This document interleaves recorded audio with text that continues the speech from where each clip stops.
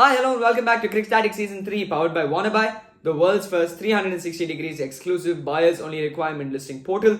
I am Tasmay Krishnan, the show host who brings you the most with regard to cricketing action. And as I promised, I'm out with my post-match analysis for this game. The first I'm doing of both a pre-match and a post-match in the season for any game. And I couldn't be more happy with the result. The Chennai Super Kings coming up on top versus their arch nemesis, the Mumbai Indians. And the last 6 games versus these two mega powerhouses have looked very much one-sided. The Chennai Super Kings winning 5 out of 6 now, and it's not a great record to hold for the Mumbai Indians, whose things have been going haywire for quite a while now. And they thought by the addition of one player who's being bestowed with a lot of unnecessary hate, I feel, and he's trying to unjustify what I'm saying by his performances over the last few games. But Hardik Pandya has not worked magic for the Mumbai Indians at all. But coming on to the post-match analysis, as I said earlier in my pre-match review, whichever captain had won the toss, it was very obvious that they would opt to bowl first because the Wankhede offering that C movement initially. But I think Rachin Ravindra and Ajinkya Rahane, who I think Ajinkya has 1-4 that he played behind short square, if I'm not wrong, of Mohammad Nabi. It gave you an indication that you can play the ritzy shots on the surface. You knew you could take the gambles because it looked an absolute peach of a batting surface for the batters of both the sides. And it was nice to see the pitch didn't deteriorate, but I think the 200 totals are becoming a little too infrequent. I'll address that in my next episode, the SRH versus RCB review. I'm going to lash out there, but I must say, the way Ruturaj Gaikwad played at 1 down, it announced that CSK's captain has arrived. I mean, the last time what went wrong from MS Dhoni to Ravindra Jadeja was that MSG was 75% calling the shots, but over the last few games, if you can see, MSG has mellowed down a little bit. You can only see the odd adjustments. Like to the square fielders alone, the square leg is moving a little bit here, and then you can see the third man moving a bit there. So I think that's all MSD is doing right now because, of course, he always has a guiding hand in him, the Ruturaj Gaikwad. Always has MSG's hand on him. You can always go to him and say, you know what, MS, I don't know what I'm doing right now. I don't know who to bowl, and MS is always going to be there for you. But you know, it's wonderful to see how this relation between Ruturaj Gaikwad and MS Dhoni is blossoming. You can literally see that Virat Kohli and MS Dhoni transition. It's almost as if it's deja vu. And I think the way Ruturaj Gaikwad has gone about its captaincy, it's been phenomenal to watch. The first away win for CSK this season. It's come at a good stage of the tournament, the mid stage crisis. And I must say, Ruturaj Gaikwad has been calling some wonderful shots throughout this tournament.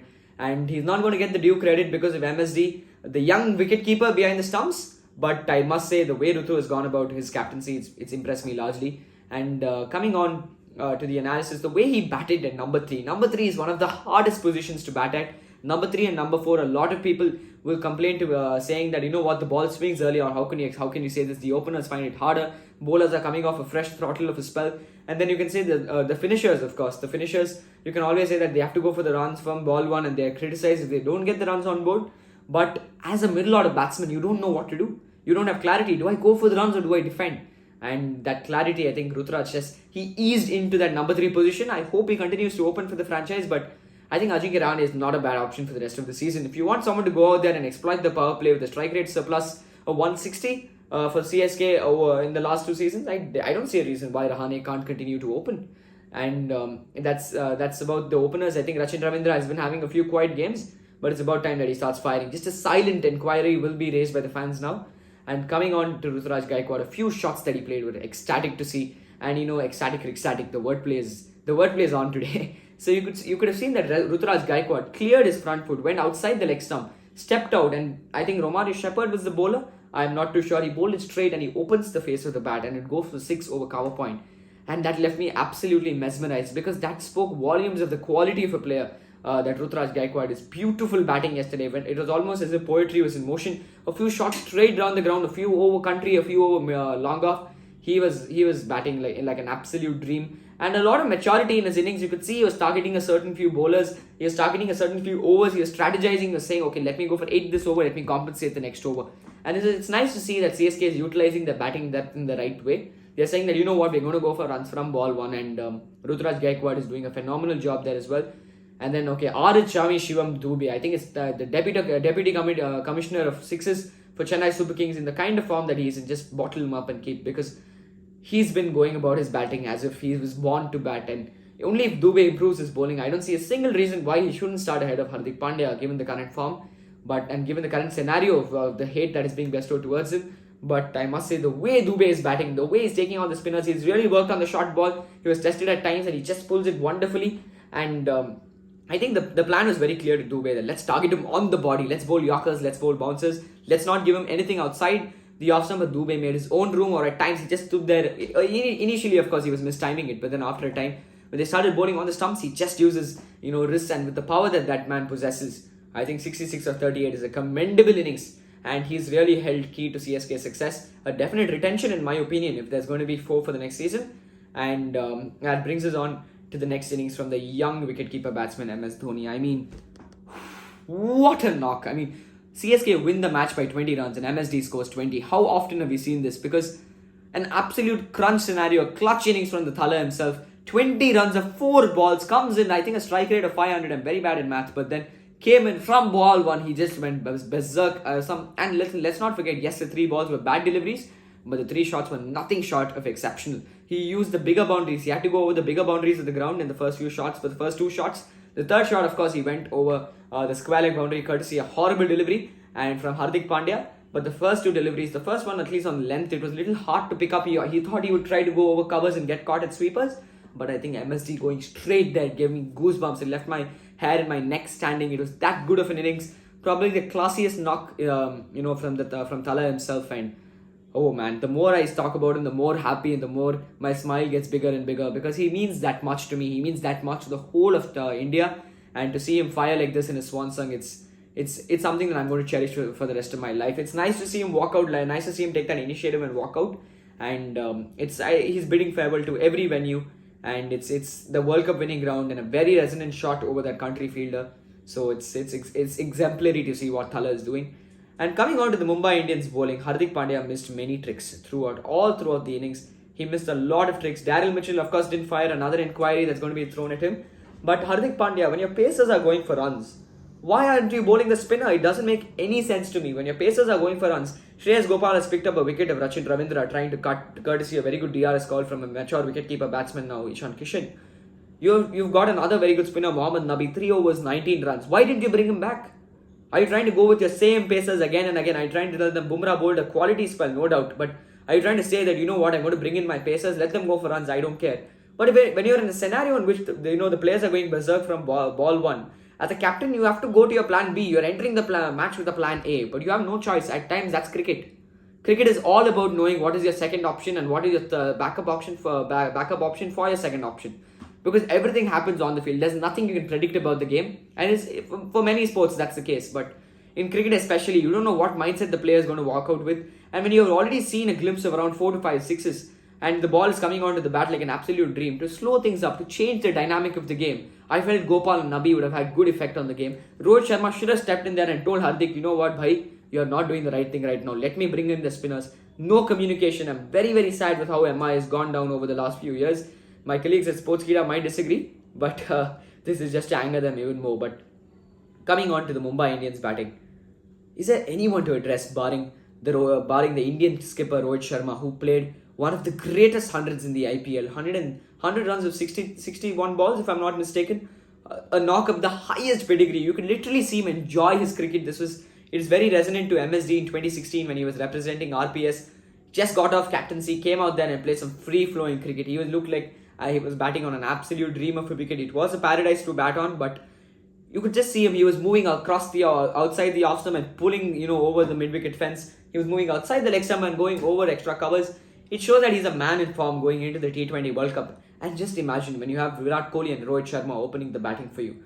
I think you've lost half the game when you see these two legends walk out to bat. And given that you're going to be playing in USA, I think it's going to be dominated with Indians. The crowds versus Pakistan in New York, it's going to be an enthralling clash. But I must say, the way Rohit Sharma has been batting this season, I predicted it early on that he'll be scoring more than 500 runs this season. And I think that prediction will definitely come true, because he's enjoying his cricket. You could see him. I think he's playing his best cricket, even better than the 2019 World Cup, because a cricketer plays his best cricket it's not defined by the number of runs that you score.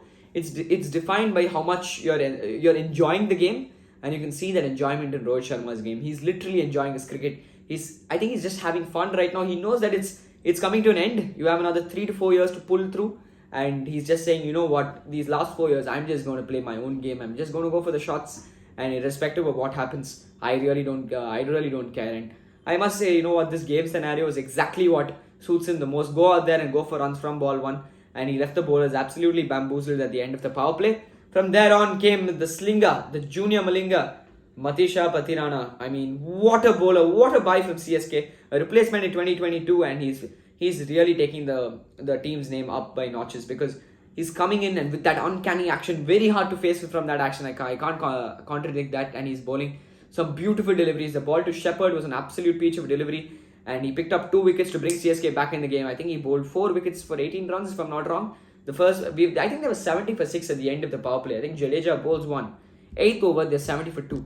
75 for 2. So that just shows Patirana comes in and picks up 2 wickets.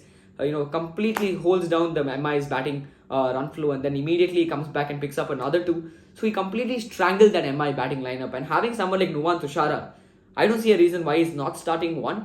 And 2, what are you doing with Nuwan Tushara in the nets? You should have been ready to face this guy. And Nuwan Tushara, in my opinion, is a bowler 1 level higher than Patirana because he can swing the ball late, right? And probably, now currently Patirana is better.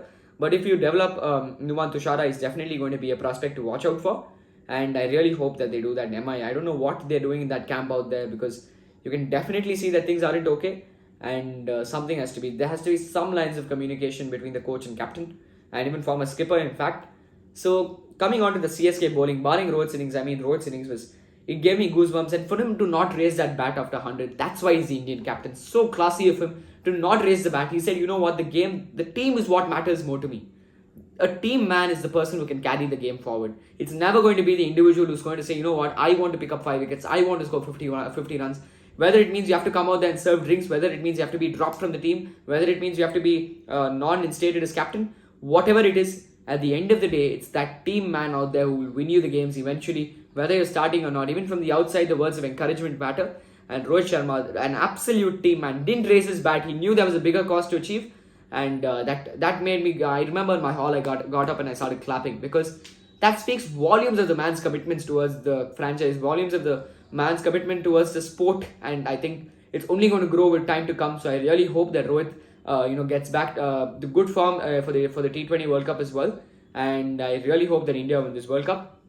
Coming on to 2 spells, barring Patirana's, which stood out for me, it's going to be Shardul Thakur and Tushar Deshpande.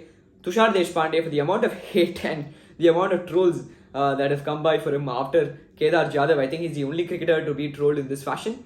I must say, the way he's bounced back, it's been great to see, because he's bowling some quality spells. He tried to bowl a few outswingers early on to Rohit Sharma to try and recreate that delivery that he bowled. I mentioned it in my pre-match review as well. Watch it to see how many of my predictions came right. And one more, of course, has to be Shardul Thakur. Bowled a very quiet spell there in the middle. I think 4 overs for 35. A very, very quiet spell. He conceded 2. I think both Tushar and him conceded 2 of individual overs. And that was when you knew that CSK is going to win. I think the 14th and the 15th over. When you concede 2 runs there, you will pretty much know that the opposition is going to go for runs and make some mistakes. And that's exactly what happened. 2 very good spells there. How Deepak Chahar comes back into the mix, or whether he returns, that's a question mark that has to be addressed by the management.